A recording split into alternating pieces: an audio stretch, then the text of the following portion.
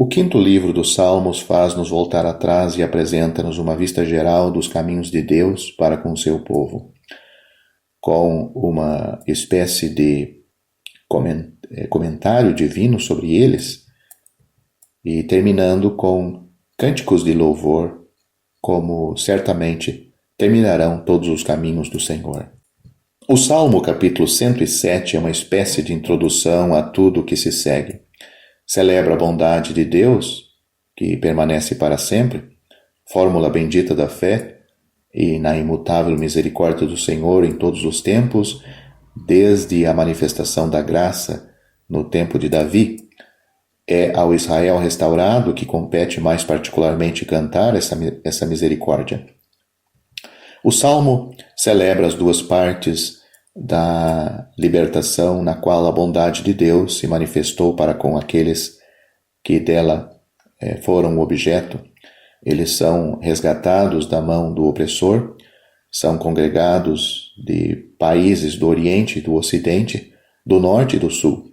Tal é o duplo caráter da restauração de Israel, a sua libertação no país e a sua congregação de entre as nações de todos os lados. Mas o tema próprio do Salmo é a benignidade do Senhor. Considera as libertações concedidas nas circunstâncias mais deploráveis em que a loucura do homem o tinha colocado em resposta ao seu grito de aflição, como o desejo de que aqueles que têm feito tais experiências celebrem o eterno Deus pela sua bondade e pelas suas maravilhas para com os filhos dos homens. É em Israel que se encontra a manifestação completa de tudo. O Salmo passa em seguida ao castigo que espera os judeus no país após o seu regresso, mas faz seguir da completa ruína dos homens como resultado final. O Senhor lança o desprezo sobre os príncipes e levanta da opressão o necessitado, multiplicando as famílias como rebanhos. O grande resultado do governo de Deus é então assinalado. Os retos de coração alegram-se, mas todos os iníquos fecham a boca. Quem for sábio e observa estes caminhos de Deus, compreenderá as bondades do Senhor. Convém, porém, notar como a benignidade de Deus, recordada aqui, é manifestada exclusivamente nas coisas temporais. Não é menos a sua bondade, que é de uma grande doçura, mas este fato mostra-nos muito claramente qual é o terreno em que estes ensinamentos nos colocam. O Salmo capítulo 108 tem um caráter particular. É composto da parte final de dois outros, cujas primeiras partes eram a expressão de uma profunda angústia e as últimas respostas a esse clamor, em fé e em esperança, foram reunidas aqui. A primeira parte desse salmo, formada pelo fim do Salmo capítulo 57, exprime a firme segurança do coração piedoso que pode salmodiar agora e que salmodia entre o povo, desde agora em relação com Israel e entre as diversas raças de nações, os povos. Mas os resultados que o favor de Deus deve trazer não são ainda todos produzidos, e a própria fé, compreendendo o Salmo capítulo 60, do qual omite o grito de aflição, celebra a intervenção daquele, ou falando do Senhor cuja bondade se eleva acima dos céus, com o fim de trazer a justiça de todos aqueles que possuem ainda alguma parte do território de Israel. Será bom fazer notar que o que caracteriza em geral este livro, como o livro precedente, relativamente à posição de Israel, é que o povo está bem liberto e restabelecido por Deus no país, mas não está ali ao abrigo de todo o ataque, nem na posse da terra prometida. Por isso, embora o povo faça ouvir ações de graças e cânticos de louvor, porque Deus interveio e o estado de Israel mudou, sente necessidade de socorro e de segurança contra inimigos ainda não destruídos e da plena bênção de Deus na paz. Entre estes salmos do fim encontram-se apenas alguns que são exclusivamente salmos de louvor, ou antes salmos que convidam ao louvor. Este estado em que o povo está libertado, mas espera ainda uma plena segurança, é expresso no fim do Salmo capítulo 108. Pelo que concerne à libertação final, o fato é somente enunciado. A conexão das duas partes deste salmo não é destituída de interesse. A primeira celebra o eterno Deus pelo que ele é, enquanto conhecido do coração pela fé. É Deus em contraste com o homem. A sua benignidade eleva-se acima dos céus e a sua verdade ultrapassa as mais altas nuvens, sendo a benignidade sempre colocada em primeiro lugar. Mas, sendo a benignidade sempre colocada em primeiro lugar como raiz de tudo. A segunda parte começa exprimindo a esperança de que Deus se eleva acima dos céus e que a sua glória esteja acima de toda a terra. É preciso que ele, o Senhor, tome o seu lugar e que reivindique o seu nome como Deus, a fim de que os seus bem-amados sejam libertados. O versículo 7 dá-nos a conhecer a resposta de Deus em chamar a si, em pormenor, toda a causa de Israel, como sendo a sua própria causa. Assim é Deus que tem guerra contra as nações, que possuem o país de Israel, e é pela força de Deus é a força de Deus com ele que o remanescente fará ações de valor. É por isso que é feito menção aqui de Deus e não de Jeová, porque não se trata da relação segundo a aliança, mas sim do que ele é, do que Deus é, em contraste com o homem, cujo socorro para a libertação é absolutamente vão. É certo que este Salmo, capítulo 109, se aplica a Judas, embora veremos ao lê-lo que não se pode aplicar exclusivamente a ele, e esta observação ajudar-nos-á a compreender de que maneira os salmos são escritos. Encontra-se ali a condição geral dos santos nos últimos dias, e mesmo isto de uma maneira que não pode absolutamente aplicar-se pessoalmente a Cristo, como, por exemplo, o Salmo 108, ou melhor dizendo, 118, versículos 10 e 11. Estas passagens aplicam-se aos justos em geral, mas há outras que se pode aplicar, e algumas, com todo o seu caráter e a sua exatidão profética, a Cristo pessoalmente e às circunstâncias em que ele se encontrou. Quando se leem os Salmos, é preciso ter tudo isto em mente e procurar a direção e o ensino do Espírito Santo. Eu disse que o Salmo 109 que estamos estudando não se aplica exclusivamente a Judas. Na sua maior parte, ele fala antes dos ímpios do que do ímpio. Os 5 primeiros versos falam do ódio dos malfeitores, que são do bando dos judeus, hostis a Cristo e ao remanescente fiel. Judas é um caso especial deste ódio dos malfeitores contra Cristo, e eu não tenho dúvida alguma de que, mesmo esta parte do Salmo não seja de uma aplicação geral, quer dizer que os juízos pedidos não sejam juízos gerais. E não é preciso ver ali uma revelação profética que Judas tinha mulher e filhos ou o que quer que fosse do gênero. O versículo 20 prova incontestavelmente o caráter geral da aplicação dessas imprecações. Todavia, não poderíamos duvidar de que o nosso amado Salvador e Senhor tenha estado nessa posição de sofrimento, e eu não duvido de que ele, nosso Senhor, se tenha encontrado ali simplesmente em graça, como tomando a posição do remanescente, nem de que o Salmo se aplica ao remanescente que atravessa aflições semelhantes. Os versículos 30 e 31 fazem-nos ver bem claramente. É, porém, uma coisa muito certa que Cristo entrou plenamente em tudo isto, o que é, para nós, do mais profundo interesse, porque o fato de ele ali ter entrado dá, precisamente, ao que encontramos aqui, o seu verdadeiro caráter. O Salmo capítulo 110 é de uma aplicação tão simples que, apesar do seu grande interesse, não carece de um longo comentário.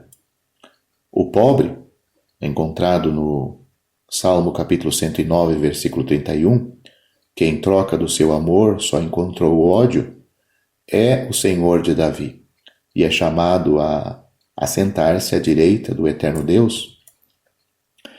É do mais profundo interesse ver como em Isaías capítulo 6, o Senhor é o Senhor dos exércitos, no sentido mais absoluto, e neste salmo, aquele que é o filho de Davi assenta-se à direita de Deus e fere os reis no dia da sua ira.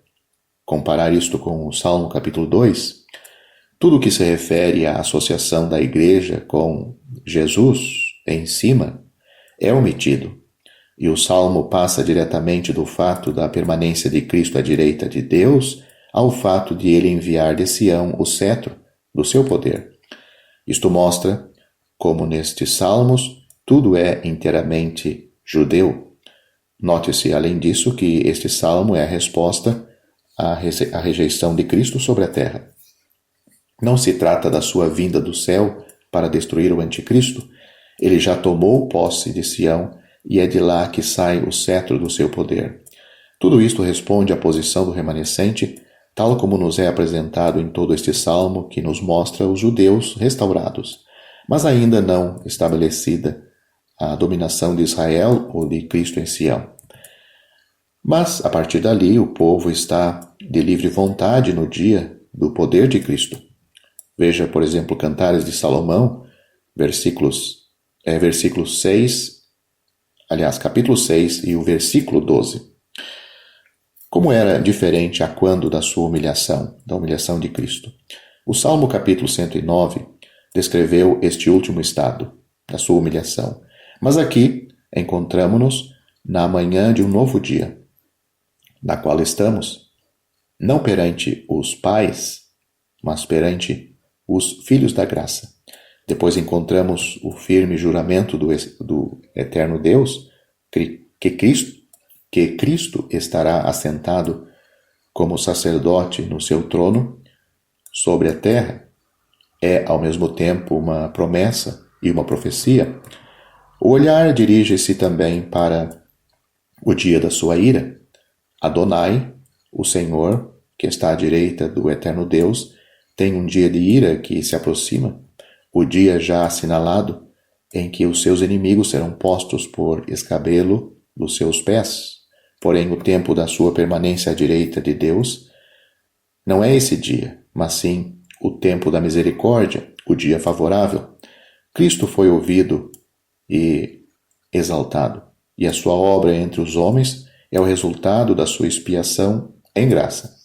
A partir dali, o tempo da ira é chegado. É chegado o tempo da execução do julgamento. Eu suponho que no versículo 6, o chefe de um grande país é o chefe do poder sobre a terra, mas não o anticristo, nem mesmo a besta, que são destruídos quando Cristo vem do céu. O homem que se exalta é humilhado. Cristo, que numa humilde dependência de seu Pai, bebeu das águas refrescantes que lhe foram dadas pelo caminho, segundo a vontade de Deus. Prosseguirá de cabeça erguida sobre a terra. Nos salmos que acabamos de percorrer, encontramos os principais elementos de toda a cena. Os salmos que se seguem são como que um exame das circunstâncias desde os tempos antigos e daqueles que hão de sobrevir como reflexões a seu respeito e cânticos de louvor relativamente ao resultado.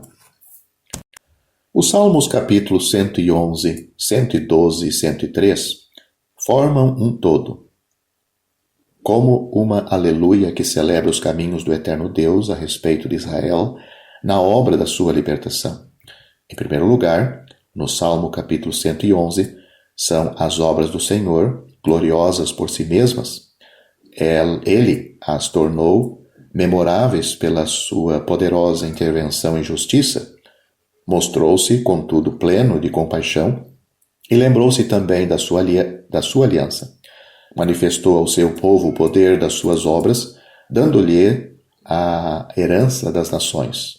Além disto, as suas obras subsistem, o que dá lugar ao louvor com o conhecimento do seu nome. É Ele, o Senhor, e é Ele que enviou a redenção ao seu povo. O temor do Senhor é o princípio da sabedoria. Torna-nos inteligentes pelo comportamento que nós temos de seguir. A fé já o sabe, e a aparição do Senhor para o juízo o provará ao mundo. Por outro lado, o Salmo capítulo 112 descreve o caráter daqueles que temem o Senhor, assim como a bênção que será a sua parte quando o governo de Deus for estabelecido. Tudo isto faz ver o quanto é impossível aplicar estes salmos à posição dos santos de hoje, embora os exercícios da fé e da piedade tenham muitas vezes a mesma origem nos santos de todas as épocas. Mas é pela libertação de Israel que o nome do Senhor é então manifestado. No Salmo capítulo 113, o tema do louvor é mais geral, mesmo inteiramente universal, mas a ocasião é a mesma. Este louvor é celebrado desde agora e para sempre. Doravante ele é difundido sobre toda a terra, mas aquele que é celebrado é o Deus de Israel, que habita nos lugares altíssimos, mas que se abaixa, olhando para a terra, a fim de exaltar aqueles que ama, de os fazer assentar com os príncipes do seu povo e de encher de alegria nas suas moradas aqueles que estavam sem esperança.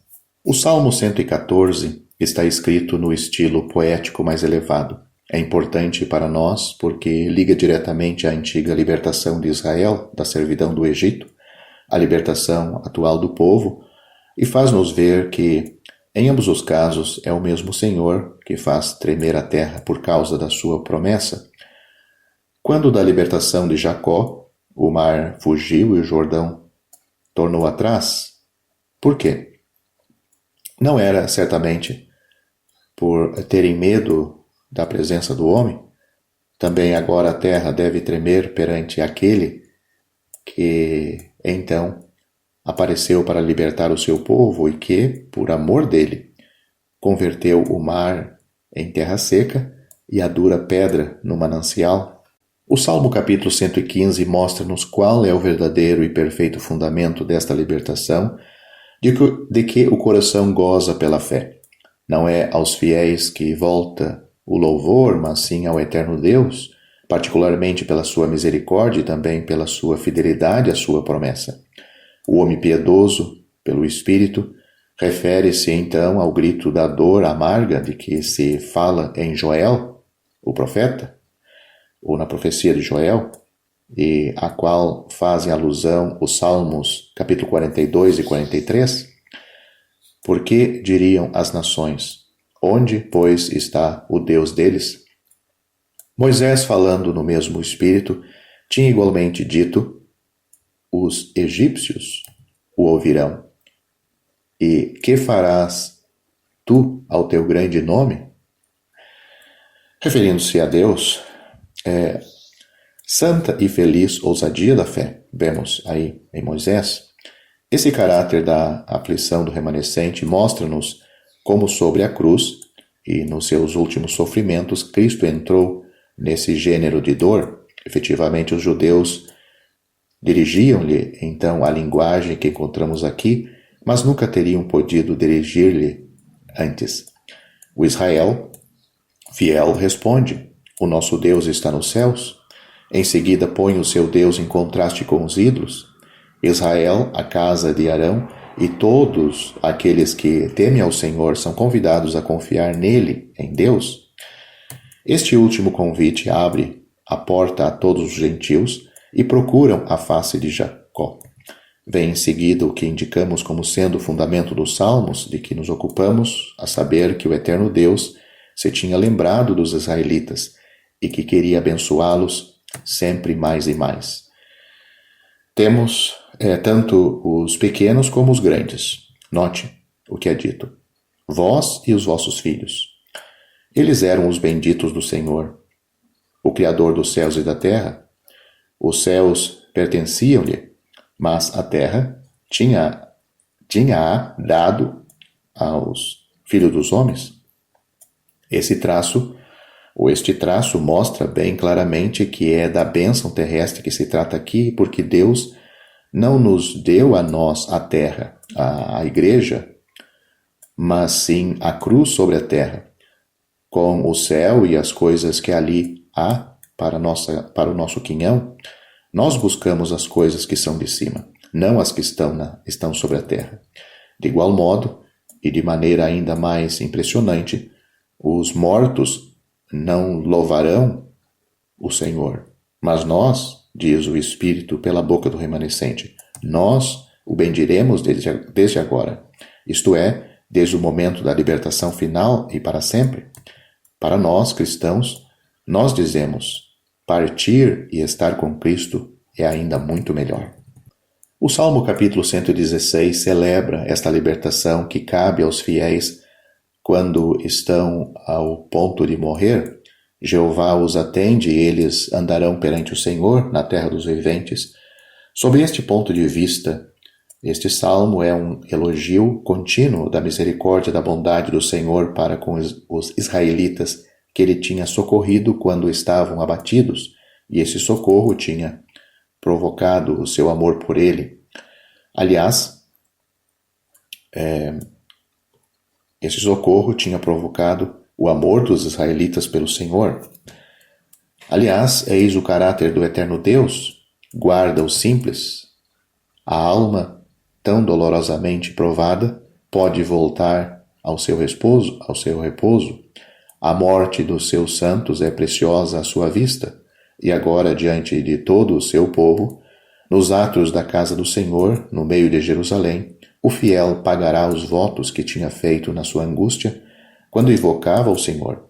Oferecerá sacrifícios de ações de graças. A citação deste salmo pelo apóstolo Paulo revela o uso que se pode fazer dos salmos de que nos ocupamos, como contendo para todo fiel santos princípios de conduta. Apesar do sofrimento e da provação, a confiança do eterno Deus abria a boca do fiel. Quando Paulo dizia, em Romanos capítulo 3, versículo 4, seja Deus verdadeiro e todo homem mentiroso, não era no mesmo espírito do versículo 11 deste salmo, embora haja ali algo de parecido na expressão do apóstolo. Todos buscam o que é seu. Filipenses capítulo 2, versículo 21. Porém, quanto ao princípio, o apóstolo podia perfeitamente adotá-lo. A palavra traduzida por agitação, ou seja, precipitação ou perturbação, em outras edições, não significa agitação no sentido de uma falta moral, como, por exemplo, excesso de pressa, mas antes na minha angústia, ou melhor ainda, no meu súbito receio. Quer dizer, pelo efeito das circunstâncias, isto é causado, um alarme que faz com que uma pessoa esteja agitada ou perturbada.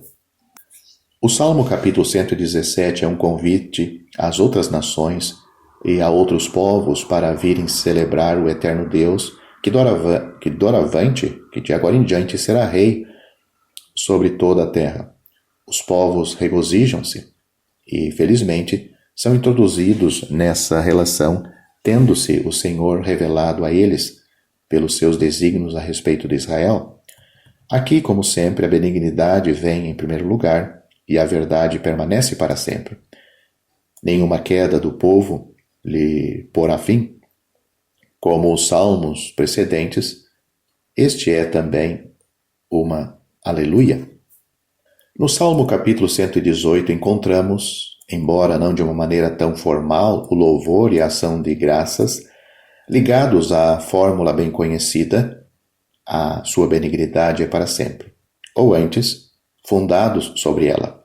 As mesmas pessoas que o Salmo 115 convidava a confiarem-se ao Senhor são agora convidadas a celebrá-lo. Depois do versículo 5, o Espírito Santo fala, pela boca de Israel libertado, desta fidelidade do Senhor. Agora que o Senhor está com os seus santos, este já não tem que temer o homem.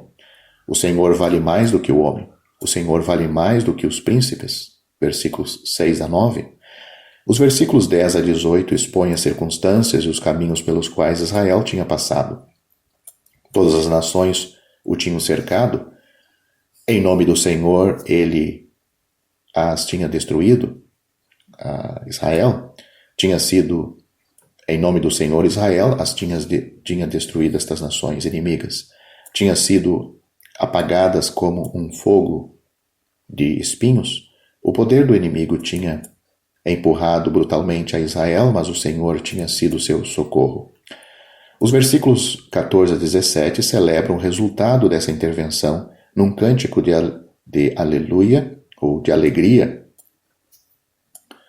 e de regozijo. No versículo 18 encontramos um outro aspecto da mesma cena. As circunstâncias que Israel tinha atravessado era o castigo do Senhor, que o tinha castigado severamente, mas não o tinha entregue à morte, que constituía o poder do inimigo sobre o povo. Aprendemos, pois, aqui o que é realmente a provação, como podemos ver também em Jó. Em primeiro lugar, os instrumentos, os homens, mesmo todas as nações. Em seguida, o inimigo que atua por meio delas e sobre o espírito, cercando rudemente a alma. Mas atrás disto, como origem de tudo o que sucede, vemos Deus que castiga, mas não abandona. Isto é pleno de ensinamentos para nós em muitas circunstâncias pelas quais passamos e onde se encontram todos esses diversos elementos de prova. Agora, as portas da justiça abrem-se diante de Israel. Esta mudança introduzida assim, de repente, como resultado da provação, é extraordinariamente bela. É dito, entrarei por elas e louvarei ao Senhor. Esta é a porta do Senhor pela qual os justos entrarão. Israel celebra ali os seus louvores porque o Senhor o ouviu e foi a sua salvação. Mas aqui aparece outra verdade ainda mais elevada e mais profunda. Israel não pode ser restaurado sem o Messias. E Israel reconhece agora aquele que outrora fora desprezado e rejeitado. A pedra que os edificadores rejeitaram tornou-se a cabeça da esquina. Foi o Senhor que fez isto, e é coisa maravilhosa aos nossos olhos. Note os versículos 22 e 23. Esta expressão, nossos olhos, revela-nos quem é realmente aquele que fala, e embora não se ouça senão uma voz, quem são aqueles que tomam parte no cântico de louvor. Este é o dia que o Senhor fez, é o seu dia, o dia da bênção do seu povo em relação com o Messias.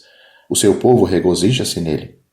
Agora clamam, Hosana ao filho de Davi, ao rei de Israel, e dizem, bendito aquele que vem em nome do Senhor. Versículos 24 a 26. Nós aprendemos, consoante ao próprio ensino do Senhor, quem são aqueles que falam neste salmo e a que tempos ele se aplica. Porque a casa foi deixada deserta e eles já o não verão mais, até que venha a dizer, bendito aquele que vem.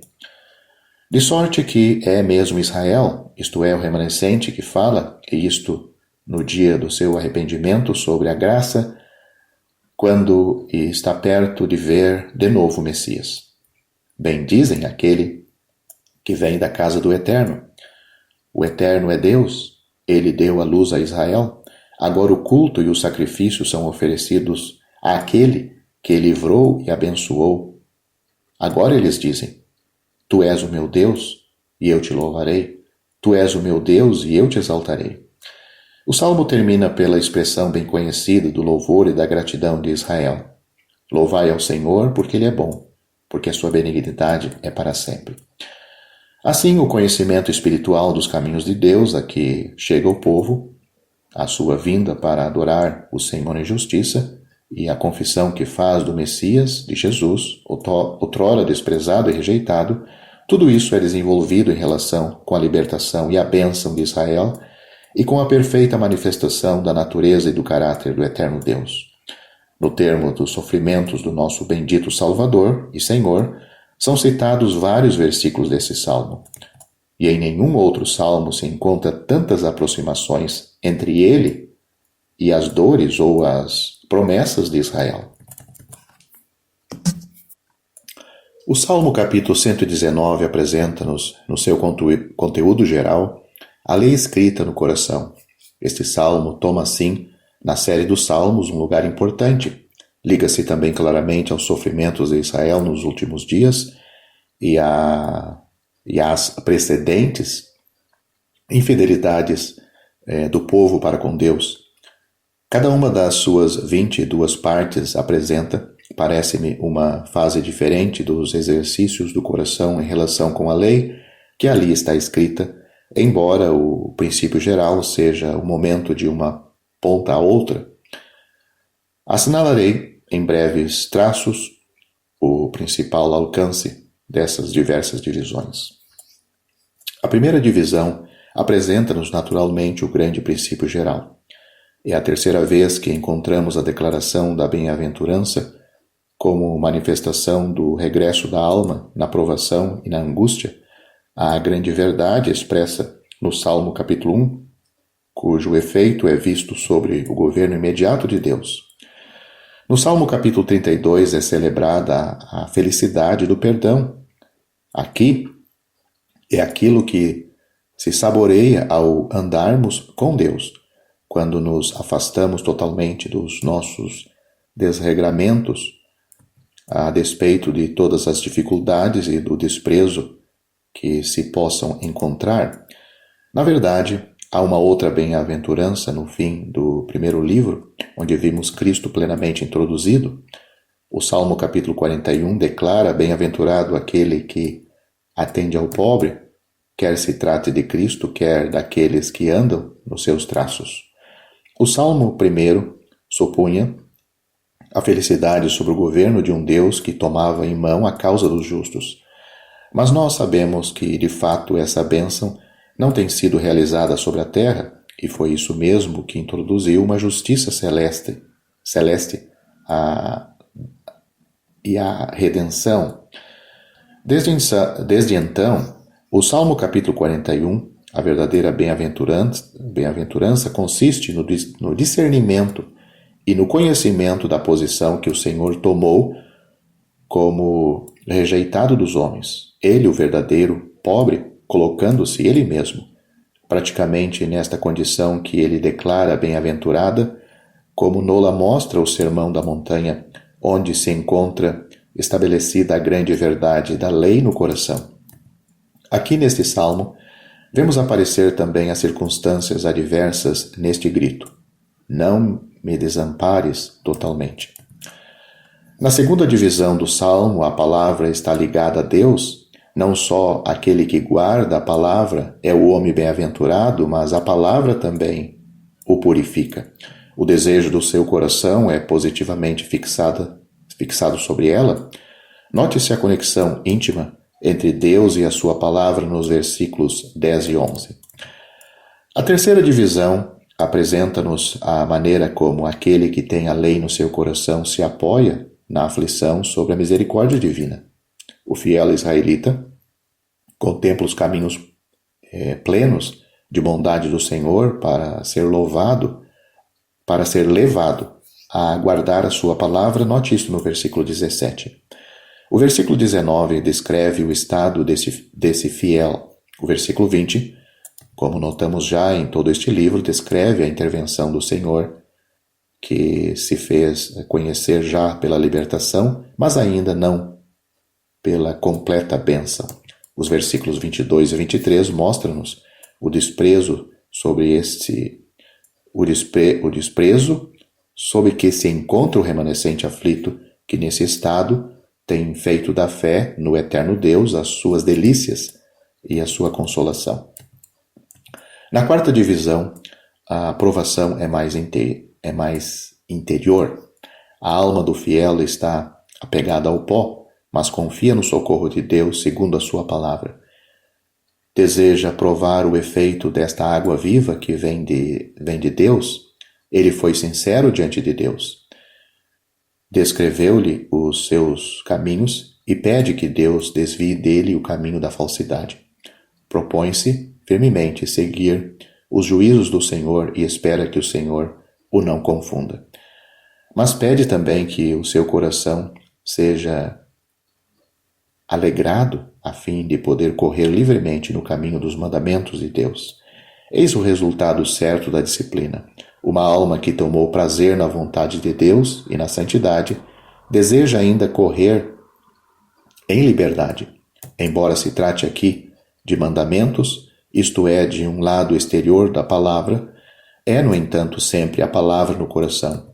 Encontramos a mesma coisa em Zacarias e Isabel, os pais de João Batista, que são uma bela expressão moral do remanescente. Para o cristão, essas coisas terão um caráter mais absoluto e interior. Será antes a santidade do que os testemunhos, embora pudesse talvez começar por estes, quer quando Deus o chama pela primeira vez, quer depois da disciplina. Trata-se, para ele, de andar na luz como Deus está na luz. Não se trata das ordenanças nem dos mandamentos do Senhor. Não obstante, em princípio, a natureza desses exercícios é essencialmente a mesma.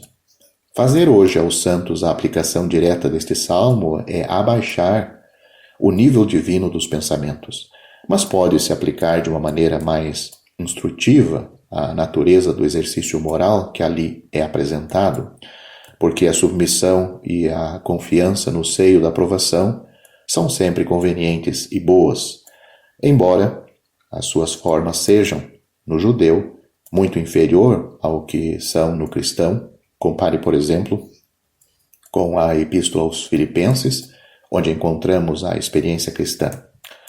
A quinta divisão exprime o desejo de ser guiado e ensinado por Deus nos seus caminhos e na observação da sua lei. A sexta divisão implora a benignidade e a salvação de Deus nesta marcha, a fim de que tenhamos coragem diante dos inimigos e permaneçamos firmes na lei de Deus. Na sétima divisão, o fiel, verificado pela sua palavra, pela palavra do Senhor, conta com ela porque Deus fez com que ele confiasse nela, como sendo mesmo a sua palavra, a palavra do Senhor, de sorte que agora ele se apoia em todas as suas declarações, no meio das penas e dos desgostos, quando não havia por fora nada de deleitável para a natureza. A palavra de Deus susteve o seu coração. Isto leva-nos à oitava divisão. É por isso que o eterno Deus é a porção do fiel. O fiel tinha procurado o Senhor, tinha se julgado e tinha retrocedido para os caminhos do Senhor. Contava com ele, com o Senhor, e queria celebrá-lo nas vigílias secretas da noite, quando seu coração ficava entregue a si mesmo. Fazia-se acompanhar daqueles que o temiam. O Senhor ilumina os seus pensamentos e vê a terra cheia da sua bondade. É um belo quadro dos movimentos do coração. A nona divisão expõe as circunstâncias em que se encontra o fiel no momento deste salmo. Pelo efeito da consolação que ouvimos gozar, na parte precedente pode considerar as circunstâncias que o rodeiam com a visão do pensamento de Deus. Por isso, esta porção do Salmo põe muito mais do que as outras estas coisas diante de nós, ou pelo menos os sentimentos a que essas circunstâncias dão lugar. O Senhor tinha já feito bem ao seu servo, segundo a sua palavra, e este procura o ensino de Deus a fim de bem compreender o pensamento do Senhor. Tinha estado sob a disciplina antes de ali se ter encontrado, andava errado, mas agora andava no espírito e no caminho da obediência. Vê os orgulhosos e arrogantes dizerem mentiras contra ele, e o seu coração engrossa-lhes como gordura, sem nenhuma ligação com Jeová, nem no seu estado, nem no seu espírito de obediência. E reconhece o quanto lhe é bom ter sido afligido a fim de aprender os estatutos do Senhor. Não há melhor marca na boa condição da alma do que esta voltar à vontade de Deus. Note o que é dito: Senhor, que queres que eu faça? Palavras ditas pelo apóstolo Paulo. E considerar como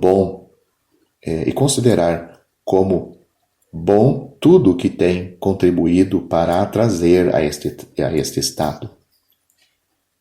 Entrega a vontade de Deus como autoridade e, moralmente, o lugar que lhe pertence no coração. A 10ª divisão encerra os 2 pensamentos principais. O eterno Deus é o Criador do fiel, aquele que o formou. O fiel olha para ele, para que seja ele a dirigir a sua pobre criatura como um fiel Criador. Aquele que teme o Senhor, ou melhor dizendo, aqueles que temem ao Senhor, alegrar-se-ão quando ouvirem, porque confiaram na sua palavra. Em segundo lugar, o fiel conhece que foi na sua própria fidelidade que o Senhor o afligiu e espera que as suas misericórdias venham sobre ele, que os orgulhosos sejam cobertos de vergonha e que aqueles que temem o Senhor se voltem definitivamente para ele. Tudo isto se liga à integridade do coração nos estatutos do eterno Deus. O clamor vem mais premente na 11ª divisão. O fiel está sob a pressão da provação. A sua alma consome, esperando a libertação, esperando que o eterno Deus escute o julgamento, porque ele anda nos seus preceitos. Os ímpios perseguem-no sem causa, não têm consideração pelo Senhor nem pela sua lei. Na 12ª divisão, a criação desse testemunho